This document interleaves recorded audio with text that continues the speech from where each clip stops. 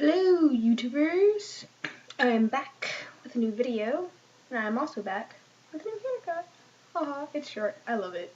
Got my haircut about, I'm gonna say it was 2 or 3 weeks ago, and I'm really a fan of my new haircut. It looks awesome, I have to admit.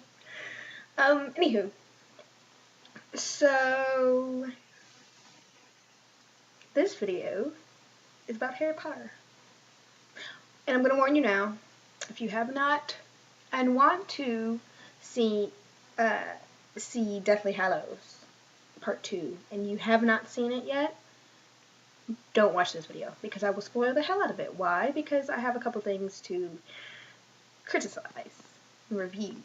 So if you haven't seen it yet and you still really want to see it, don't stop watching this video. Pause this video, put in like a bookmark, wait till you've watched it, the movie, and then press play again, and then you can see where I'm coming from. Okay, so, side note though, if you haven't seen the movie but you have seen the book and you know what's going to happen and you're just curious how they did it, you can continue watching this if you want, because that's what I'm going to talk about. Okay, so I have read all the Harry Potter books. I'm a huge Harry Potter fan. I have been a Harry Potter fan since 2000.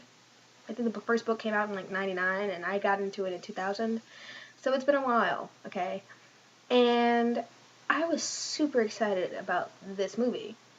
I mean, don't get me wrong, I don't usually get that excited about the Harry Potter movies, especially since like Prisoner of Azkaban, because since Prisoner of Azkaban, they've kind of gone downhill in their quality. And then I watched, Deathly Hallows Part 1, and I was like, oh, they did such an amazing job with this one. Okay, so maybe the next one will be awesome. And when I saw where, Part 1 stopped, it was like, oh, it stopped here, so that means all that's pretty much left is everything from the Battle of Hogwarts on, with the exception of like the Gringotts scene. Like the Gringotts scene and then Battle of Hogwarts on. And Battle of Hogwarts I knew was going to take up like an hour of time because it's the fucking Battle of Hogwarts. It was supposed to be huge. So I watched it and I was excited and I was like, yeah, this is going to be awesome. And I was watching and I was like, okay, here I am imagining like Battle of the Helm's Deep and Battle of Gondor and Battle for Middle-earth with magic. And then it fell flat on its face and I was like, huh? I was disappointed. It was so lackluster. Like, I was sitting there going, oh, look, cool scene. Oh, look, it's Harry running for 5 minutes. Oh, wait, here's a duel. Oh, Harry's running for 5 minutes. In the book, it was like, duel. Oh, Harry needs to go do something. Okay, he'll go do it. Duel. So much of the battle was encompassed in the book that I was expecting so much more out of the movie, and I didn't get it. So here I am sitting disappointed because there's no huge battle scene. Which is the thing I was looking most forward to. Like, it was decent, but, like, I mean, for them to spend more time on just them making the barrier around the school, which, by the way, the barrier already existed in the book. The barrier was already there, and they just broke through it because they couldn't put one up. So it was like, I mean, they put some more up around the doors, but, like, it didn't take, like, 10 minutes like the movie tried to make it. Like, it was just so annoying. I mean, there was, like, tiny little things, like, when Harry was talking to Mr. Ollivander about, the Elder Wand, and about what Voldemort had done to him. Like, in the book, it was, Ollivander didn't know that Harry knew everything that he knew, and so when Harry said certain things, he was like, how did you know? How did you know that? He tortured me. He was a man who was obviously driven close to insanity by all the torture, and in the movies, it was just like, sup? Nope, didn't bother me at all. Nope, he tortured me. But I don't care. And I was like, no, that's not the way Ollivander's supposed to be. He was tortured for a year. Maybe more. Like, do something about that.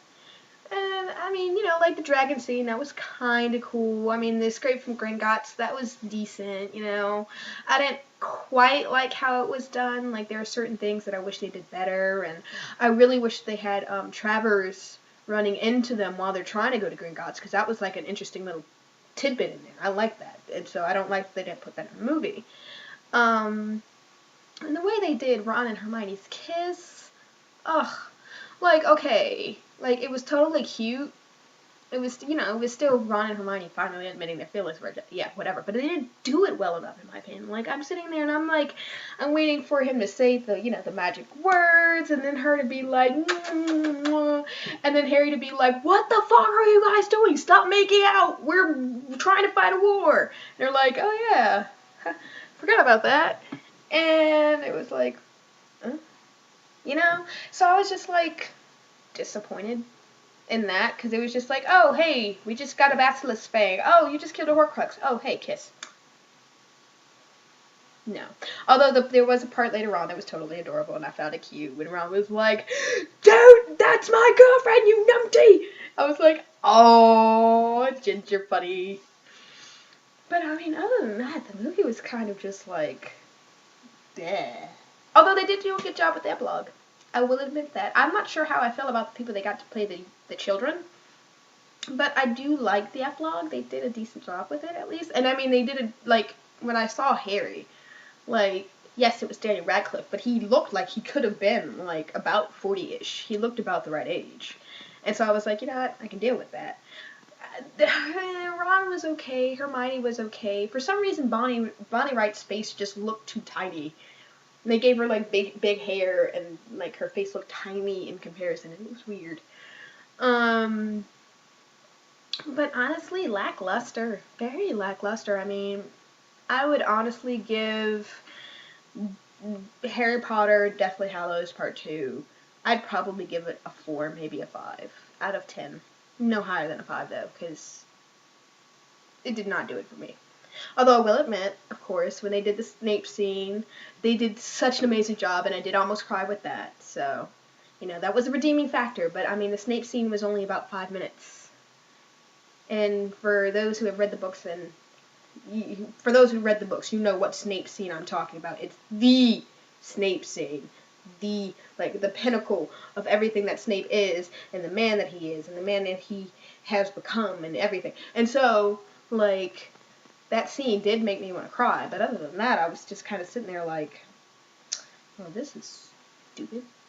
Oh, and the battle between Harry and Voldemort, that was even worse. I was just sitting there going, oh, okay, why is this battle so stupid? Like, in the book, the banter in the speech and everything, it was fantastic, but, like, they barely said anything to one another when they were fighting, and I was like, ugh.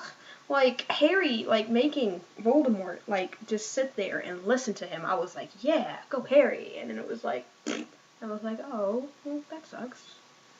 So, yeah, so final review.